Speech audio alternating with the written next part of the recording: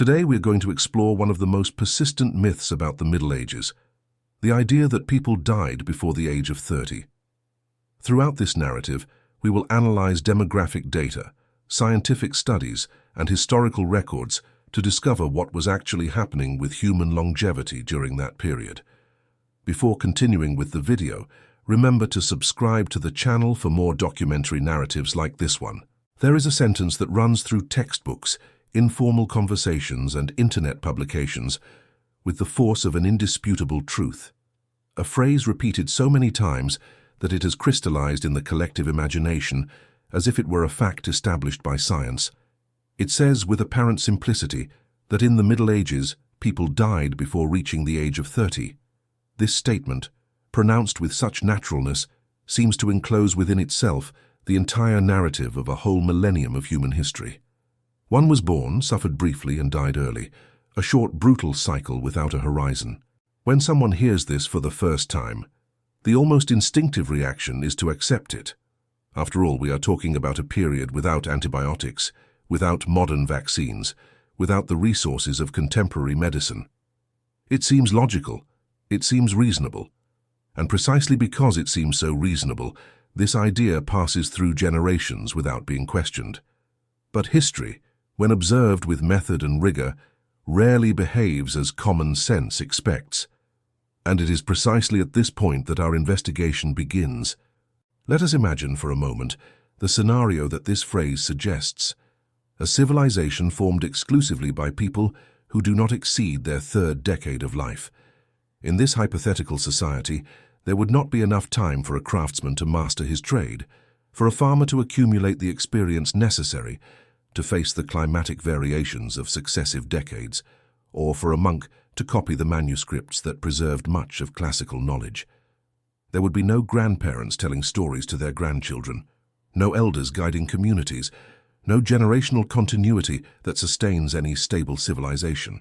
And yet, the Middle Ages produced cathedrals that took centuries to complete, founded the first universities in Europe, organized complex legal systems, developed agricultural techniques that transformed the continental landscape, and created literary, philosophical, and theological works that influence thought to this day.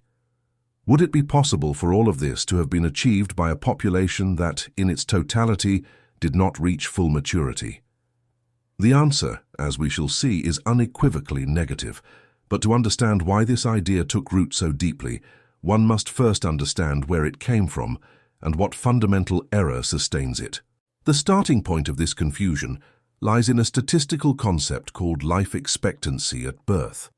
This is a demographic indicator that calculates the average number of years an individual born in a certain period and place could expect to live. The calculation is simple in its mechanics. One adds up all the ages of death in a population and divides by the total number of individuals. The result is a single number that intends to synthesize the vital experience of an entire society. And that is precisely where the problem lies. Because when this average is calculated in a society with high infant mortality, the resulting number is dramatically pulled down by deaths occurring in the first years of life. In the Middle Ages, infant mortality was, in fact, high. Careful estimates suggest that somewhere around 20 to 30% of children born did not survive their first year of life.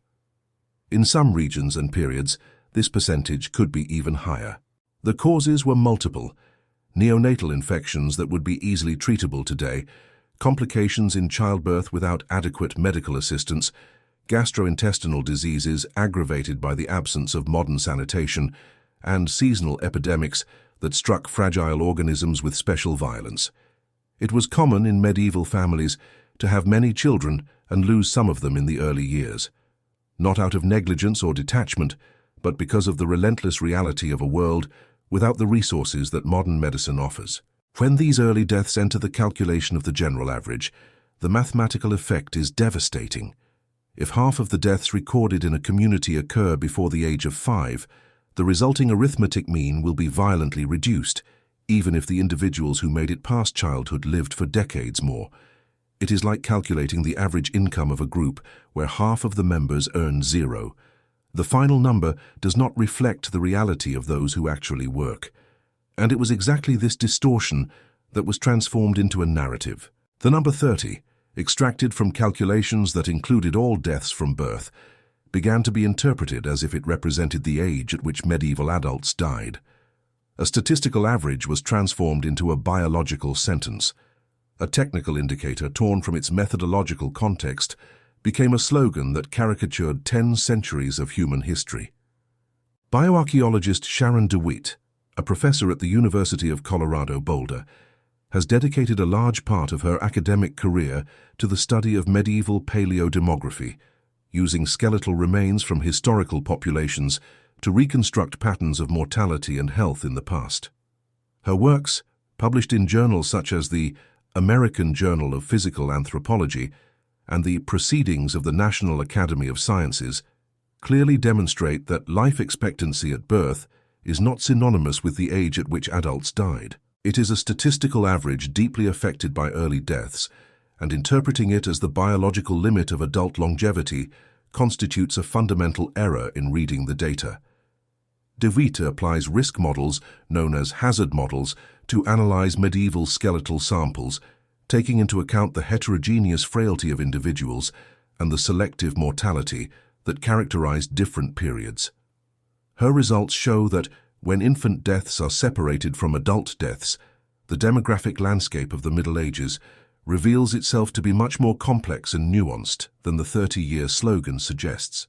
It is at this point that an essential concept of historical demography comes into play: conditional life expectancy. Unlike life expectancy at birth, which includes all deaths from the first day of existence, conditional life expectancy asks something more specific. Given that an individual survived to a certain age, how many additional years can they expect to live? This is the correct question when one wishes to understand the longevity of adults in any pre-modern society.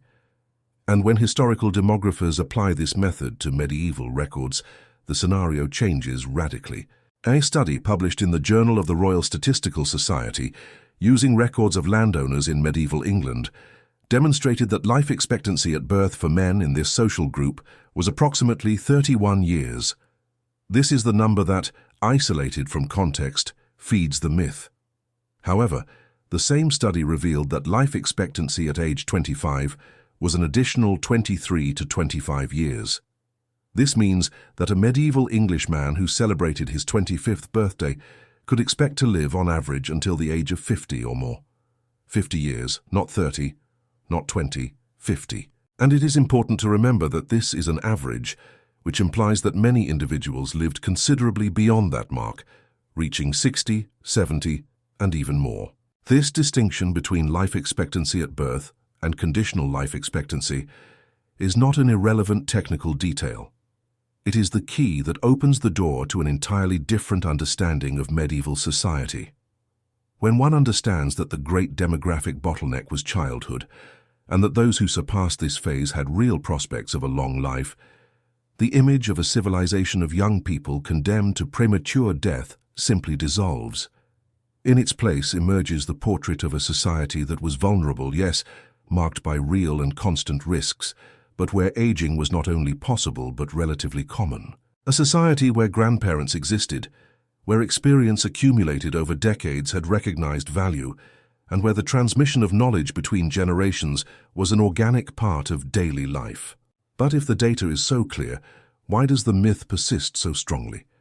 Part of the answer lies in the way we often interpret archaeological evidence, particularly that coming from medieval cemeteries. It is common to hear the argument that excavations of medieval necropolises reveal a predominance of young skeletons, which supposedly proves that the majority of the population died early. At first glance, this reasoning seems irrefutable. The bones are there, osteological analyses indicate ages of death, and the numbers seem to speak for themselves.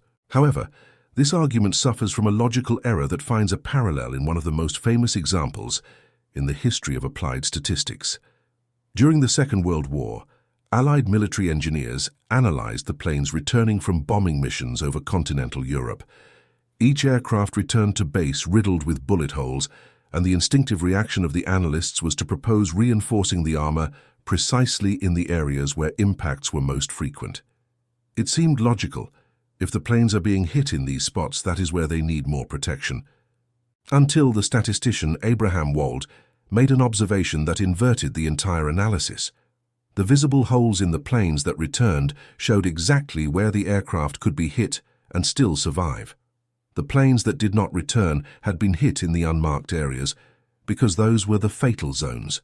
The areas without holes in the surviving planes were, paradoxically, the most vulnerable. With medieval cemeteries, the dynamic is similar. Necropolises preserve the remains of those who died in a certain place and period. They do not constitute a representative sample of the entire population that lived. The presence of many young skeletons may reflect epidemic outbreaks, battles, localized crises, or simply the high infant mortality already mentioned.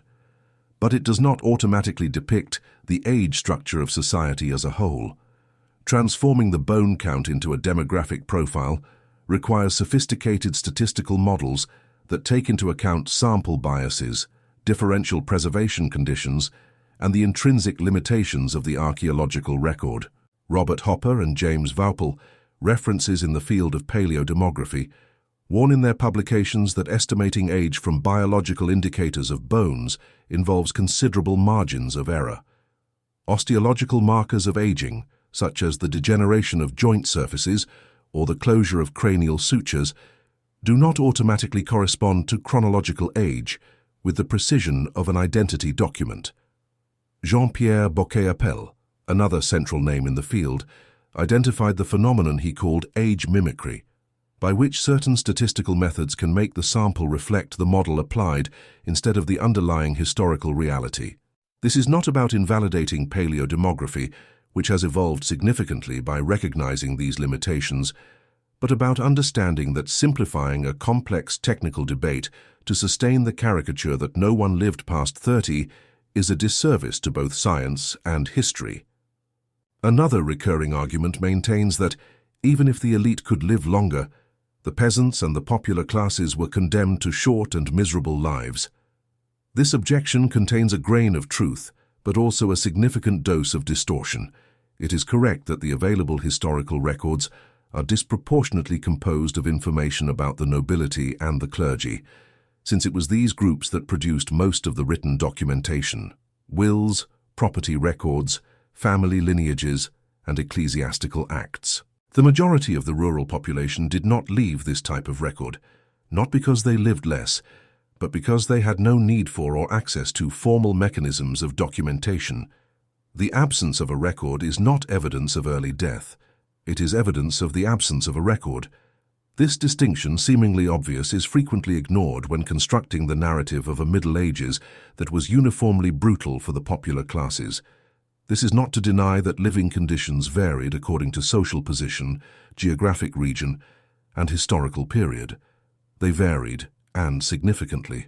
Nutrition, access to adequate shelter, and exposure to grueling work all influenced health and longevity in ways that demographic studies attempt to quantify. But the absolute myth that medieval peasants simply did not grow old does not hold up when confronted with the available evidence. To illuminate this issue, it is worth examining the work of economist Neil Cummins of the London School of Economics, who conducted one of the most comprehensive studies ever performed on the longevity of the European elite in the long term. Published in the Journal of Economic History, the study analyzed the age of death of more than 115,000 European nobles over a period extending from the year 800 to the year 1800. Thus covering the entire Middle Ages and a good part of the modern era. Cummins' results are revealing. For those nobles who survived childhood, adult longevity frequently hovered around 50 years, with significant increases after the year 1400, when the average reached about 55 years in some regions of Western Europe. It is fundamental to understand what this number means. It is an average, which implies that a significant part of the noble population lived far beyond 55 years, while another part died earlier. And among the factors that pulled the average down was, in addition to the infant mortality already discussed, the endemic violence that marked the life of the medieval nobility. Cummins estimated that before 1550, approximately 30% of noble men died in combat. Sieges, pitched battles, ambushes, duels. The medieval aristocracy was a warrior class, and the price of this military vocation was directly reflected in mortality statistics. When early violent deaths are separated from deaths by natural causes, the longevity of those who did not perish in armed conflict reveals itself to be even more impressive. And here an important reflection arises. If the nobility, who were directly exposed to the risks of war, who participated in sieges and battles, and who lived in a context of institutionalized violence, still presented an average longevity of around 50 years, what can be said of the peasants who, for the most part, did not participate in armed conflicts? It is plausible to assume that, at least regarding mortality from violence, rural workers were in a relatively safer position. Naturally, they faced other risks: intense physical labor, sometimes insufficient food, and exposure to endemic diseases. But the idea that the medieval peasant invariably died in their early 20s, while the noble eventually reached middle age, finds no support in available demographic models. The reality was more complex, more nuanced, and in many aspects closer to our own than we usually imagine. Historical records offer concrete examples of longevity that frontally challenge the myth of the 30 years. Enrico Dandolo, the famous Doge of Venice, who played a central role in the Fourth Crusade and the sack of Constantinople in 1204, was born around 1107 and died in 1205, having lived approximately 98 years. He became Doge at 85 years of age, and even though blind and at a very advanced age for any era, personally led military operations and diplomatic negotiations of enormous complexity. His father, Vitale Dandolo, lived to be 90. Pope Celestine III, elected to the pontificate in 1191, died in 1198, having lived approximately 92 years. Pope Agatho, who occupied the throne of St. Peter in the 7th century, reportedly died at an estimated age of around 104 years, although sources for such remote periods must be treated with due methodological caution. Jean de Joinville, a French chronicler who accompanied King Louis IX on the Seventh Crusade and left one of the most detailed accounts of life in the 13th century, lived to be 93, dying in 1317. Emperor Frederick III of the Holy Roman Empire, who reigned in the 15th century, lived to be 78. Naturally, these examples refer to individuals of the elite, whose names and dates were preserved by historical documentation, but their existence fulfills a precise argumentative function. It demonstrates that the medieval human organism was perfectly capable of reaching advanced old age. There was no biological barrier preventing a human being of the 12th century from living as long as a human being of the 21st century. What existed were environmental, medical, and social barriers. The absence of antibiotics, the lack of safe surgical procedures, the precariousness of sanitation systems, and vulnerability to epidemics. But these barriers did not affect all individuals in the same way, and many managed to overcome them, living long and productive lives. The list of medieval characters who surpassed 70, 80, and even 90 years is extensive and well documented, and it constitutes an eloquent rebuttal to the notion that old age was an impossibility in that period. At this point in our investigation, it is necessary to directly confront one of the most common objections to the argument we are building.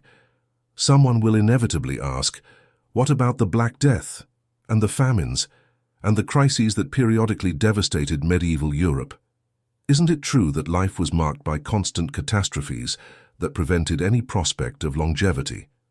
The answer requires nuance. The Black Death, which ravaged Europe between 1347 and 1351, was undoubtedly one of the most catastrophic demographic events in human history. Estimates vary, but studies suggest that between 1/3 and 1/2 of the European population perished during the initial outbreak. Famines were also a recurring reality. Studies indicate that significant agricultural crises occurred with an approximate frequency of 1 every 7 years in certain regions, caused by climatic variations, crop pests, or conflicts that interrupted the production cycle. And epidemics of smallpox, typhus, dysentery, and other diseases punctuated the medieval calendar with sinister regularity. However, There is a fundamental distinction that needs to be made clearly. Crisis is not a structural pattern. An epidemic, however devastating it may be, is an event, not a permanent condition. The Black Death was a demographic shock of unimaginable proportions, but it did not define the 10 centuries that make up the Middle Ages. It occurred in the mid-14th century, and the Middle Ages, conventionally, extend from the 5th century to the 15th century. These are 1,000 years of history that cannot be reduced to a single event, no matter how traumatic it was. Cummins' studies show that even after the Great Plague outbreaks, adult longevity, especially among those who had already survived childhood, did not permanently collapse. Mortality skyrocketed during the crisis, yes, with brutal intensity. But after the outbreak dissipated, demographic patterns tended to re-establish themselves, and additional life expectancy for those who surpassed the early years of life returned to significant levels. In some cases, living conditions even improved after the great epidemics, since the population reduction resulted in greater land availability, better wages for surviving workers, and consequently, better nutrition. Researcher Sharon de Witte, in her comparative studies between pre- and post-Black Death populations in London, found evidence that the general health of the London population improved after the epidemic. Survival rates increased and longevity extended in the subsequent period, suggesting that survivors and their descendants benefited from material conditions superior to those that prevailed before the catastrophe. This finding, far from minimizing the horror of the Black Death, demonstrates the resilience of medieval societies and their capacity for recovery after demographic shocks of great magnitude. The Middle Ages were not a world biologically incapable of aging. It was a world where risks were greater, threats more frequent, and safety margins narrower, but where a long life was a concrete reality for a significant portion of the population. To consolidate this understanding, it is worth turning to the works of historians who studied the medieval social structure in its entirety. Georges Duby, one of the greatest French medievalists of the 20th century, described in his works a complex, hierarchical, and deeply organized society, where multi-generational family relationships played a central role in the transmission of property, knowledge, and traditions. David Herlihy, an American historian who dedicated himself to the study of the family and demography in medieval Italy, documented the existence of family structures that presupposed the presence of grandparents, elderly uncles, and patriarchs who accumulated decades of experience. Parish and succession records studied by historical demographers reveal a consistent picture: organized inheritances passing from generation to generation, monks aging in their monasteries over decades, craftsmen working in their workshops for 30 or 40 years, and peasants accumulating enough agricultural experience to adapt their practices to local conditions over a lifetime. None of these structures would be viable in a society where no one surpassed the age of 30. Medieval monasteries, in fact, offer a particularly interesting field of observation. Monastic communities kept relatively detailed records of their members, including dates of entry and death. Studies based on these records show that many monks lived into their 60s, 70s, and even 80s. Monastic life offered certain advantages in terms of longevity: regular, though simple, food, stable shelter, a routine that, though austere, provided a certain predictability, and, in many cases, access to basic medical knowledge preserved in convent libraries. These data, although representing a specific social group, reinforce the central argument that aging was perfectly possible and even relatively common in the right circumstances. But if the scientific evidence is so clear, the question remains: how and why did the myth of death at 30 consolidate itself so strongly? The answer to this question leads us beyond statistics and demography, entering the terrain of historiography and the intellectual currents that shaped our perception of the past. The idea of a Dark Ages, a period of ignorance, superstition, and widespread misery between the fall of Rome and the Renaissance, was constructed over centuries by thinkers who had an interest in contrasting their own time with a supposedly inferior past. Renaissance humanists were the first to establish this dichotomy, presenting their era as the resurgence of classical light after 1,000 years of obscurity. Later, The Enlightenment philosophers of the 18th century deepened this narrative, painting the Middle Ages as the era of irrationality, ecclesiastical domination, and civilizational backwardness, in contrast to the progress they themselves believed they embodied. And in the 19th century, positivist historiography and the narrative of linear progress further reinforced this view, presenting human history as an inexorable march from the primitive to the advanced, from the irrational to the scientific, and from the backward to the modern. In this framework, the Middle Ages needed to be dark so that the present could seem bright.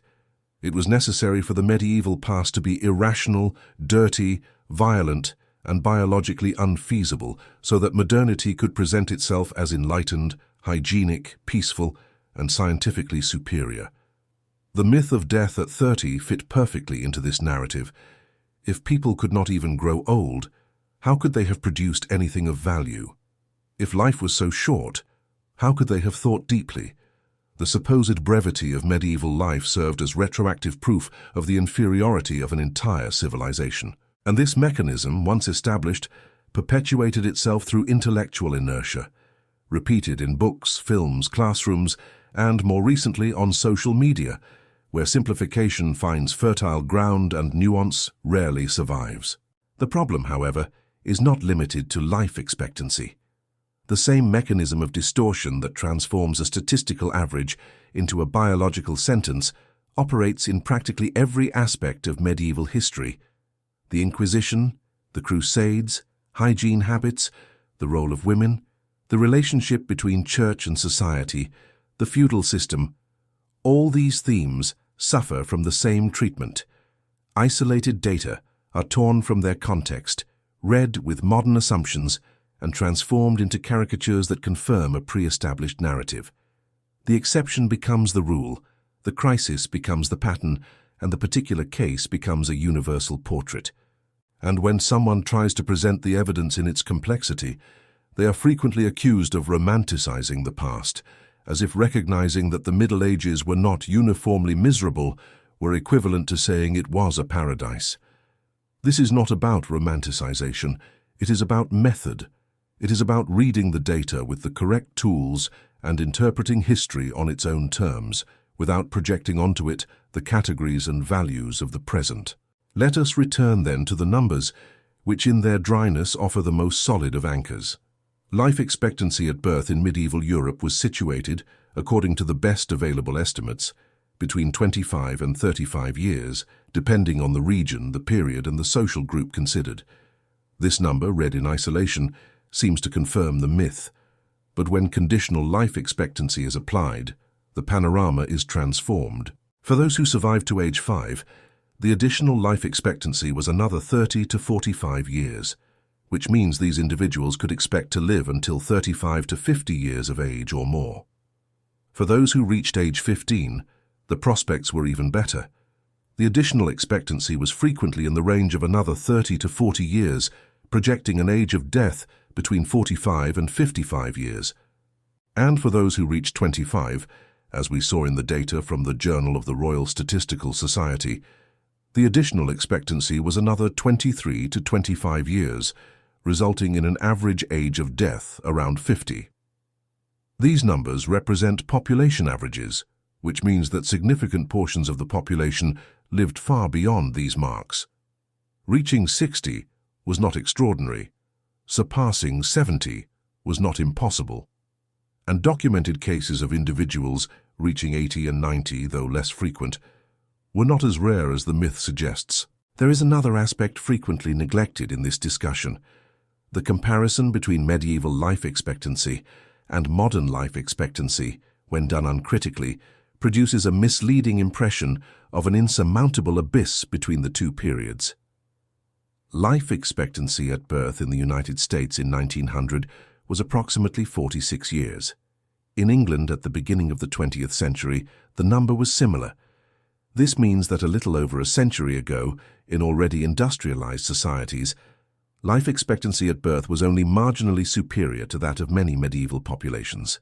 The great leap in longevity that we associate with modernity occurred for the most part throughout the 20th century, driven by the discovery of antibiotics, the development of vaccines, the improvement of sanitation systems, and the advancement of surgical techniques.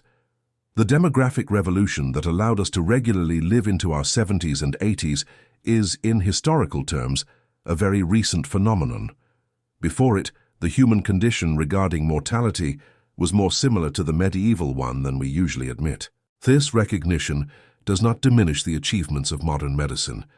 On the contrary, it highlights them by showing against what backdrop they were achieved, but it also invites us to look at the past with less arrogance and more empathy. The men and women of the Middle Ages were not biologically different from us.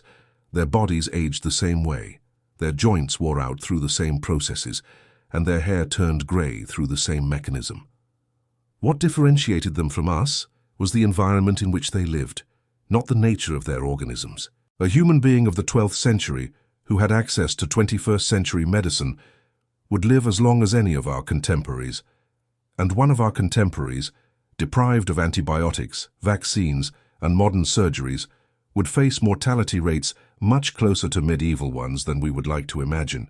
Throughout this investigation, we have traveled a path that took us from the deceptive simplicity of a number, 30 years, to the revealing complexity of demographic data, osteological analyses, historical records, and statistical models that make up the field of historical demography. We saw that life expectancy at birth, when torn from its methodological context, produces a radically distorted image of medieval reality. We saw that infant mortality, although indeed high, did not prevent adults from living for decades after childhood. We saw that studies like those of Neil Cummins, based on samples of more than 115,000 individuals, demonstrate adult longevities consistently around 50 years for the nobility, with increasing trends throughout the medieval period. We saw that documented examples of extreme longevity, such as those of Enrico Dandolo, Pope Celestine III, and Jean de Joinville, attest to the capacity of the medieval human organism to reach advanced ages. We saw that the Black Death, though devastating, was an event, not a permanent condition, and that medieval societies demonstrated a remarkable capacity for recovery after great crises. And we saw that the narrative of the Dark Ages, which sustains the myth of universal premature death, was an intellectual construction with identifiable historical roots, not an objective reflection of reality.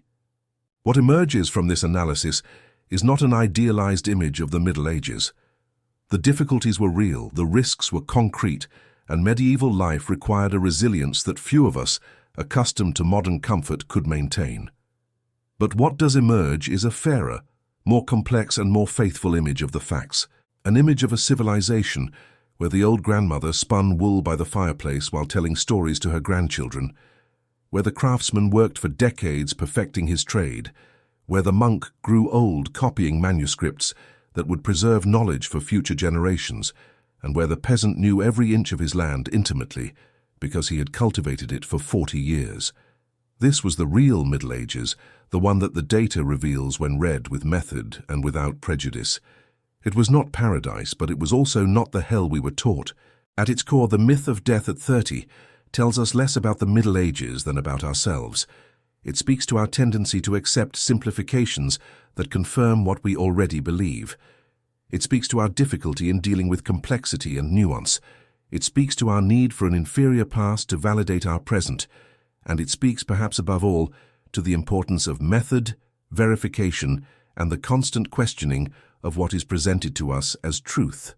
Because when we learn to read the numbers correctly, when we adjust our lens, when we replace the slogan with the data and the caricature with the study, history reveals itself in its entirety, richer, more human, and infinitely more fascinating than any simplification could suggest. And that is how we end this journey, not with a definitive answer to all questions about medieval longevity, but with a fundamental certainty. The phrase that in the Middle Ages people died before the age of 30, repeated so many times with the air of scientific truth, does not withstand the scrutiny of data, studies, and the historical method. It is a myth, born from a mistaken reading of a statistical indicator, and perpetuated by a narrative that needed a dark past to justify a supposedly bright present. And now that this lens has been corrected, perhaps it is time to ask ourselves, how many other myths about the past do we carry with us without knowing? If this narrative has awakened in you the curiosity to know more about real history, stripped of simplifications and caricatures, this channel is the place for you. Each documentary here is built with the same dedication to truth and method that you have followed in these last few minutes. If the content made sense, if it brought a perspective you hadn't considered before, subscribe to the channel and turn on notifications so you don't miss future productions. Leave a comment sharing what caught your attention most, which historical myth you would like to see investigated next, or simply tell us how this narrative changed the way you see the Middle Ages. Every like, every subscription, every comment strengthens this work and allows us to continue bringing true history to more people. Because when many eyes turn to the past with the correct lens, the future benefits.